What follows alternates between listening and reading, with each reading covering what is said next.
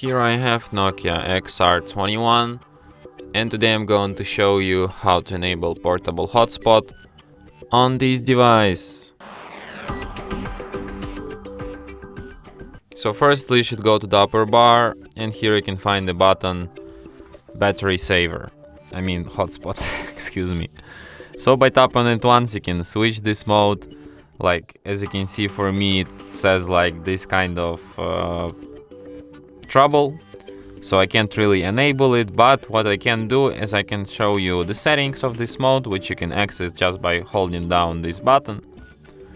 So here you can change its name, here you can change its security protocol, here you can change its password, you can also change its AP band, and you can set hotspot to turn off automatically. So yeah, and that's it. Thanks for watching. If you find this tutorial useful, don't forget to hit that like button and subscribe to our channel.